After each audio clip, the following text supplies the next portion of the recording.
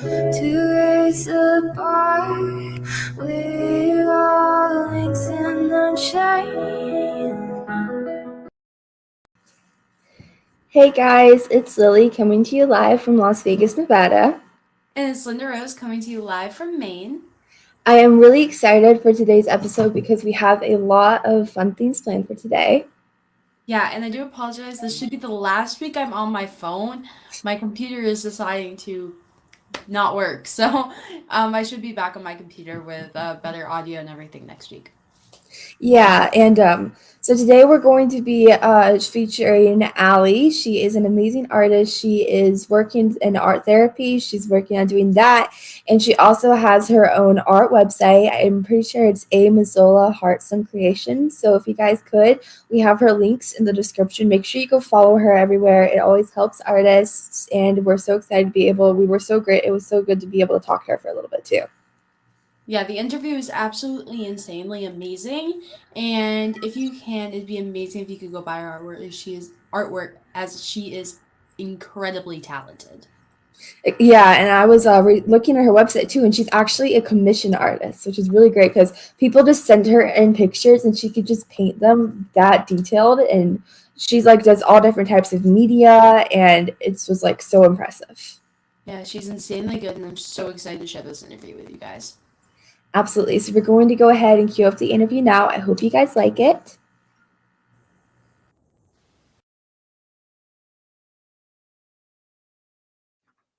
Hey, Allie, thank you so much for coming on to do this interview with us today. I'm excited. I'm nervous, not gonna lie, but I'm excited. Yeah, I'm super excited too. We're so excited to get to talk to you a little bit. All of your art is so amazing. I know I was looking at your website for a bit, and seriously, your floral paintings and your pet portraits are crazy good. You are so talented. And for the first question tonight, I was wondering if you could share a little bit more about your journey when you first started painting.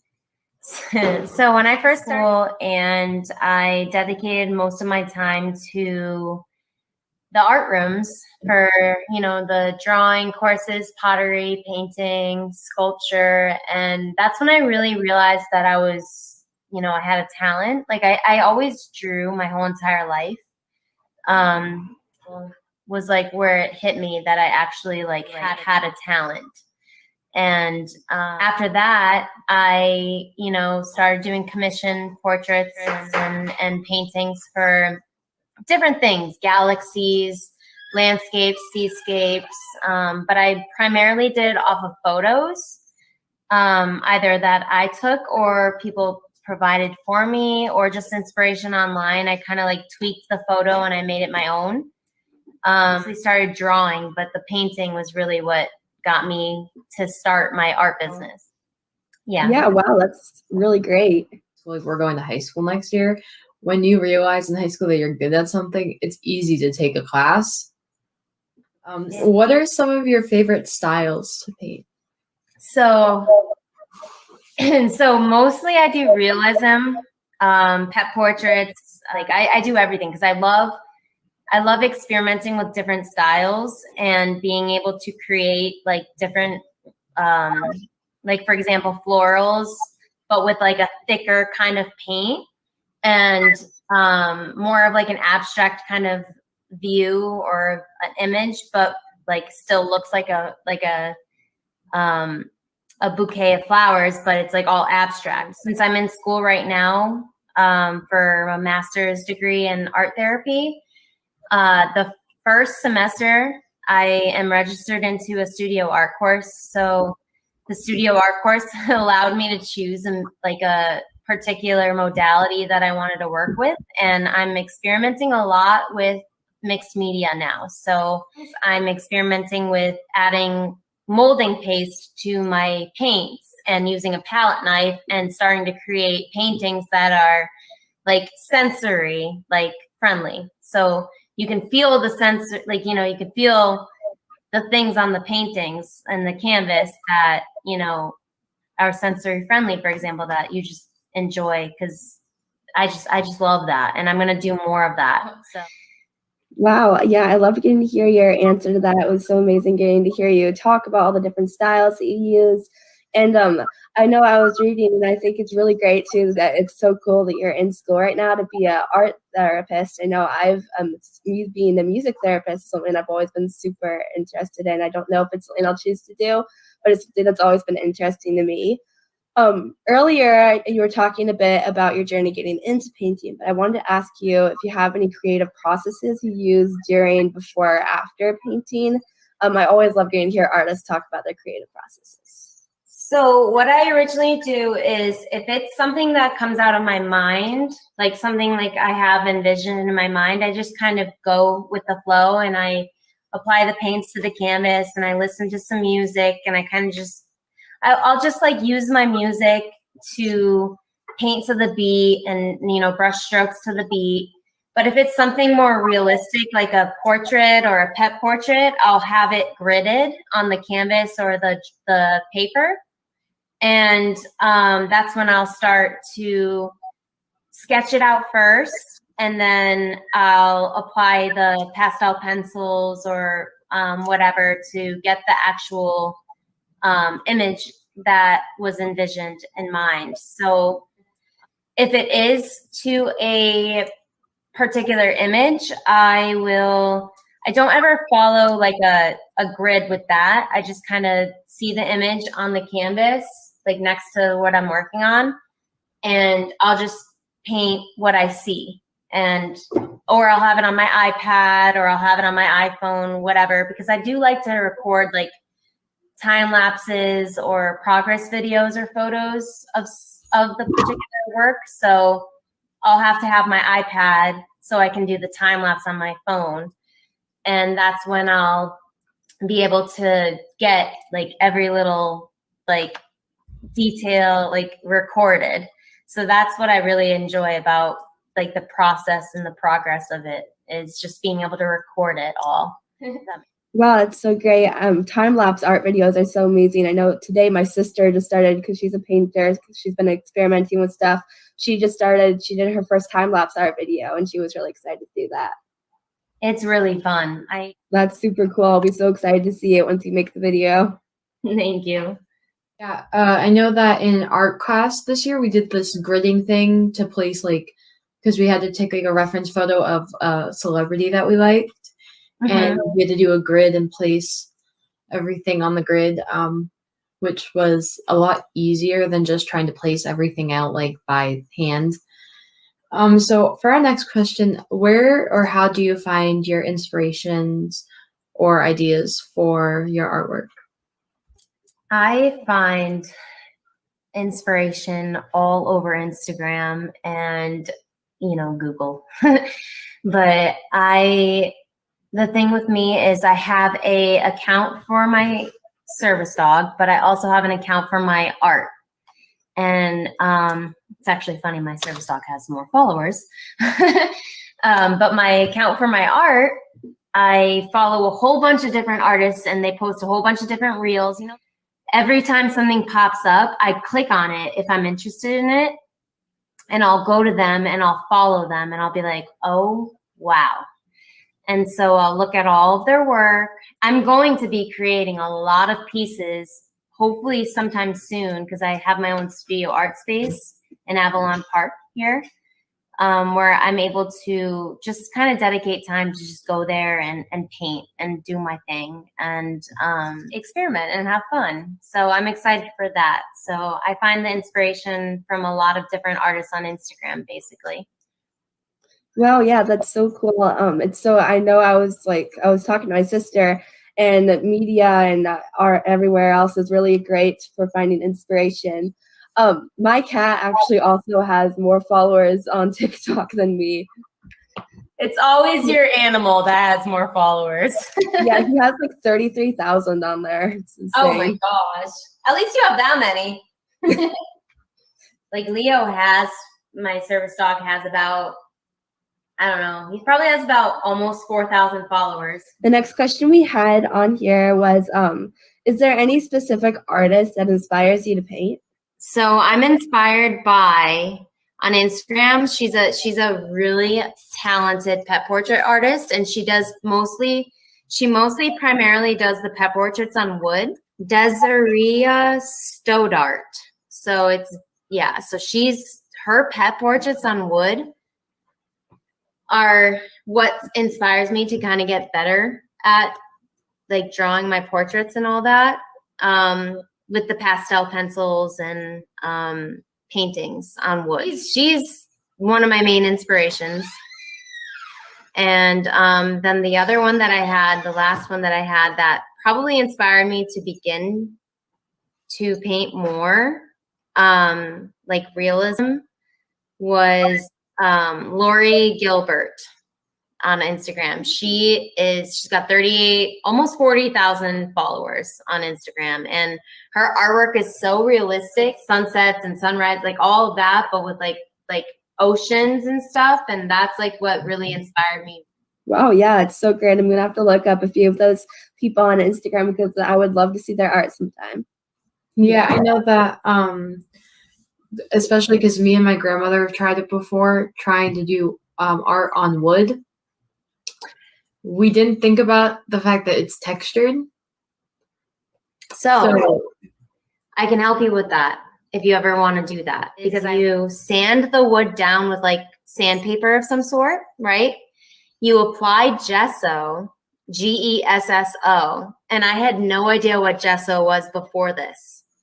I was so excited when I started taking this studio art course to find out that, and also to find out from her that was like the first thing you do with your surface.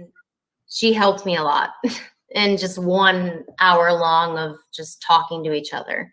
So I was happy about that. So yeah, I'll definitely have to check out their Instagram pages and stuff, because I've tried painting wood. I failed. Me too. I gave it to my dad anyways for Christmas. Me too. I failed. Me too. Me too. For our next question, we were wondering, what is the most rewarding part about painting?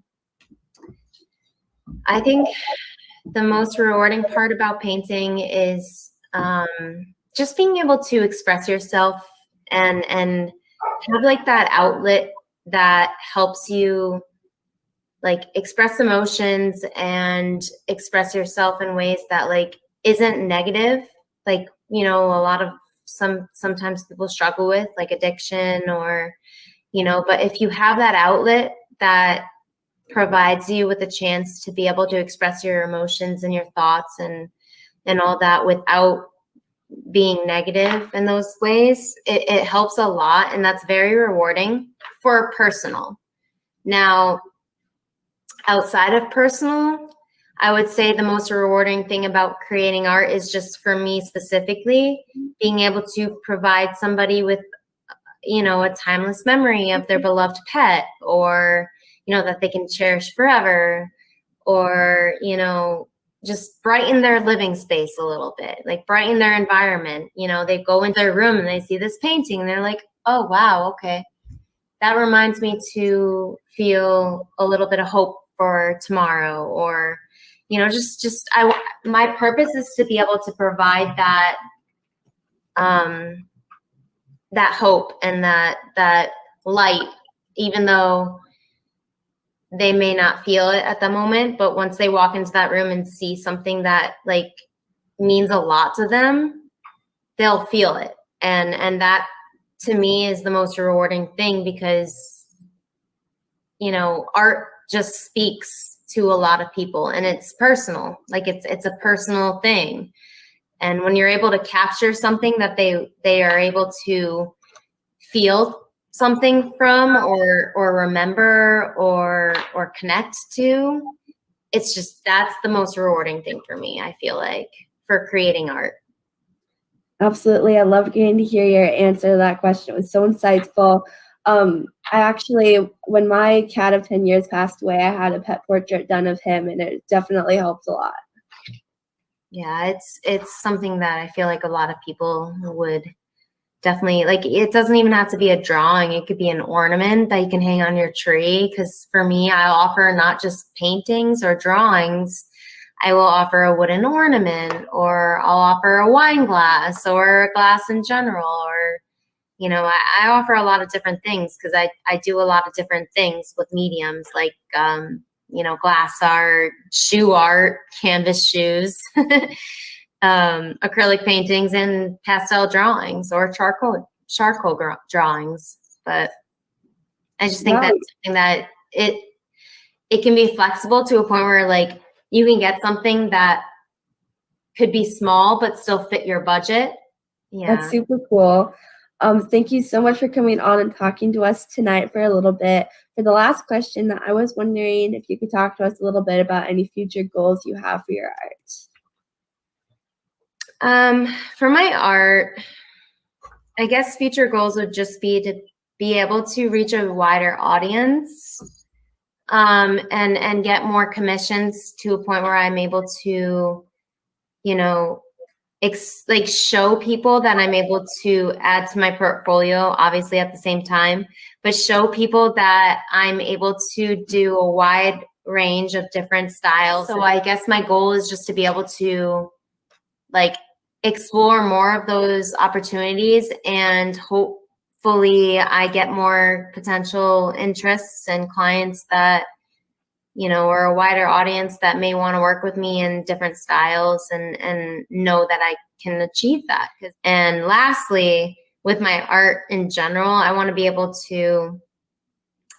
art therapist, a licensed art therapist. It's a 3-year degree. I'm already enrolled in the school for a program, but I want to work with individuals with disabilities, wide range of disabilities, whether it be physical or psychiatric, just like me. And I just want to be able to make that difference and be able to help others through, those challenges and struggles that they may face. And that's like my biggest goal in life, is just to be able to take my experiences, especially being able to apply the arts and help heal. Yeah, I know that I know that sometimes people can have psychiatric or physical disabilities. Some people they prefer doing art instead of writing, which is why being an art therapist like you want to be would be so important, because for those people that don't either have the skill or don't want to write because it doesn't really do anything to help them. Yeah, and I mean, the thing with art is it opens so many ways for others to express themselves through creativity as opposed to words. And if talk therapy or, those kind of services don't help, they can create, and you're able to express yourself through those creations. With my services, I want to start offering those services where it's not art therapy yet, because I'm not a licensed art therapist, but I'm going to be offering expressive and healing arts groups where I just kind of give a guided prompt, and they just, they use whatever materials they want to use and just express themselves through art as opposed to voice, and hopefully in the end result would be just improvement in self-esteem, self-confidence, or other issues, areas of concern that they would need to work on that a talk therapist couldn't possibly do. Wow, yeah, that's great. I know when you were talking, me and my grandpa used to paint rocks a lot, and that was really great for him. So yeah. So yeah, rock painting is definitely very therapeutic. And we actually have an event in Avalon Park coming up in Orlando that has to do with the rock painting for there's some event coming up for that. So that's going to be fun. Wow, yeah. I'm excited for all the different opportunities that I have my own studio space now at the new Arts and Culture Center. But hopefully, I'm a forever artist there, and I just have my studio space where I'm able to have workshops and spaces where I can offer these services. Wow, it's so great. Thank you so much for coming on here to do this interview with us today. It was so great to get to talk to you for a little bit. Thank you. I really appreciate it too, because what you guys are doing is amazing for all of us, and especially the ones that have disabilities like myself as well.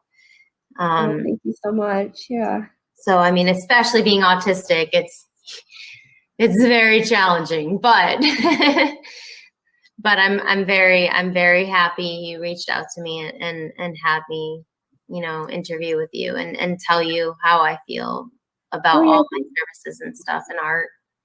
Yeah, So, absolutely. And thank you so much for coming on. I know our audience is going to love to see this interview, and it was so great getting to talk to you about your art today. No, you did really good. Your answers were really, really amazing, and they gave really, really good insight. Also, we haven't had anybody on like an interview that's like enrolling in colleges and classes and stuff. So it's definitely like it's cool to have someone with that who wants to be with a job that I've never heard of an art therapist before. So it's a lot of really people haven't. so it's really cool to have someone where there's a job that a lot of people haven't heard of that can really, who people do prefer that artistic stuff for coping, can figure out that that's a thing and maybe reach out to someone near them that can help them with that. Yeah, so art therapy is something that I have been passionate from day one when I personally received it in a residential treatment facility. And that was probably the first time that I realized, like, where I was just attending like outpatient treatment for psychiatric support. It just made me, it sparked something in me. It's like, oh, this is okay. So combined psychology and art. Okay, come on. So, I mean, I have a bachelor's in psychology. So I'm like, okay, bachelor's in psychology, art. Okay, all right. So apply the two together. And I mean, that's like my main passion right now, is just like, I don't think I'm ever gonna find anything like it ever again or want to go anywhere else with that. Wow, yeah, that's so amazing. I loved getting to hear you talk a bit about it. I'm excited. Thank you so much for coming on to do this with us today. I hope you have a great rest of your day. Thank you. He's gonna say hi. Come here. Come here. Come here. Yeah, Oh, here you are. That's he's my adorable. Leo. There you go. You're featured. Here you go. All right. Yeah. Thank you for coming on.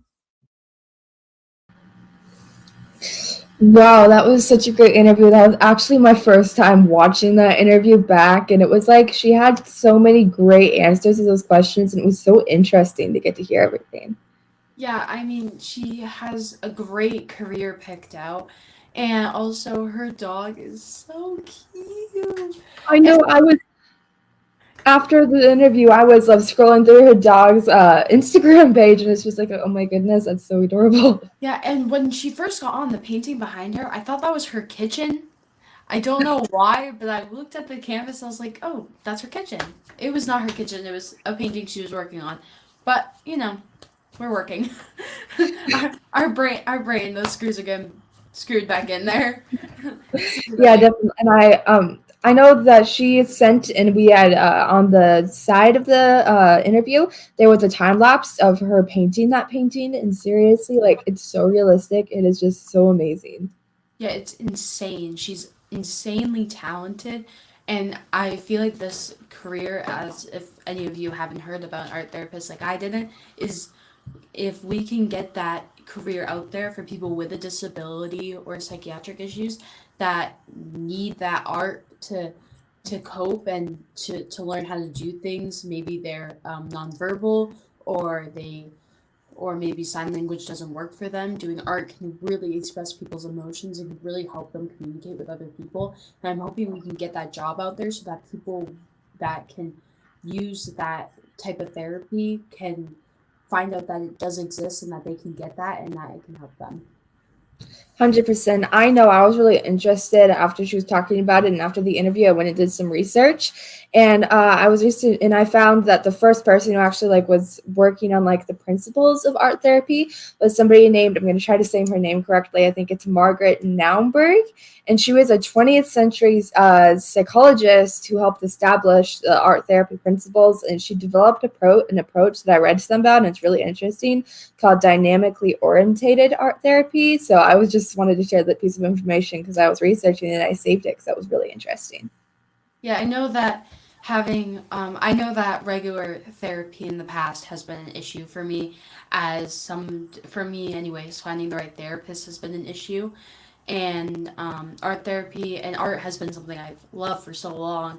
And after we did this interview, me and my dad have been looking into art therapy now, which hoping we could find something easier for me, as regular therapy didn't really work for me.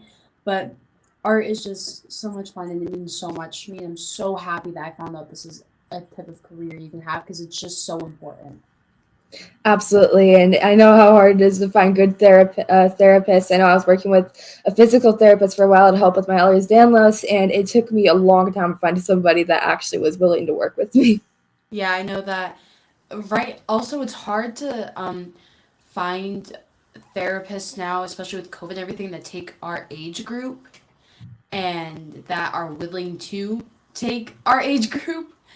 So it's harder, but I did have a therapist. She retired, but I did have her for about 2 years. She was amazing, and I went to her like twice a week, and she was insanely good. But after about a year and a half of seeing her, she retired because her daughter had a baby, which I'm so happy about. But it's working to find someone that you trust and that can work with you can be difficult, but eventually you will get there. It's just it can be hard sometimes. Yeah, definitely. That's really great what you said too. So before we sign off of here, we wanted to go over a few things that are going to be happening with the show for in the future. Next week we will not be going live with an episode. I know it's my first day of spring break, summer break, which I'm really excited for. And I can't come on because I have my chorus concert. It's our last one of the year. I have that on next Wednesday, which I'm really, really excited for. It's our last one of the year, so we're doing this big debut of our thing, and we do all of our performances at the high school that I'll be going at next year. And I'm so excited. Also kind of sad because we can't come on live, but we're doing something really special for that week. Wow, yeah, that's so great to hear. And then we will be back with the live episode on, I'm pretty sure it's June 1st. And through June, we're going to be doing a Pride Month to support artists in the LGBTQ plus community. So we're going to be only interviewing LGBTQ plus artists. So I know we have Annalise and Allie we did an interview with, Brendel Rambo Music. And then to close out that month with an interview, we're going to be doing Maya Win. And then we're going to have a short Q&A episode. And then we're going to close out the month with a showcase for a fundraiser supporting LGBTQ plus communities. Yeah, I love our plan for next month. And by hopefully around the second week of next month, I should be out of school. Crossing my fingers that's gonna. So we didn't get like any snow days this year, so we already get out early, but since I'm in 8th grade and it's our last year, we get out a day early than the rest of the school, but I'll probably still go on the last day because I'm weird and will want to do that anyway, so. Yeah. Well, that's great to hear. Yeah, I'm really excited for my summer break. And before we close out really quick, please send us any of your talents. We really need art and music submissions and sport submissions too, because we need them for future montages. So just send them over to us. Private message me or LindaRose, and you guys can also just send it to the Orchid Times inbox too. Absolutely. And montages are something we use maybe if someone's uncomfortable doing an interview. They're also something we use for people that want to share their art, but maybe interviewing is not something they enjoy or not comfortable doing at the moment. Doing these montages and sending yours another way we can get your name out there. 100%. I always love getting to watch them and edit them too. They're so much fun, and there's just so much great talent out there. Yeah, I know one of my favorite montages we did was the sports one because it was just, I'm a sports person. I do sports all time. So it was definitely one of my favorites. There was so much great talent in there. I loved our poetry one personally. Yeah, our poetry one, I forgot about that one. Our poetry one was really, really good. Okay, so we're going to go ahead and have to sign off of here now. Thank you guys all so much for watching. I loved everybody being so active in the chat. It was so much fun, and I hope you guys have a great rest of your week and a great rest of the month too. And if you are young like me and Lily and are soon getting out of school, don't be afraid to put in the comments what day you get out of school. I'm really curious because Lily gets out of school way before I do. So. Definitely. Thank you guys again so much for watching. It's always so much fun getting to do this, and we will be back on June 1st, so make sure you guys catch us live.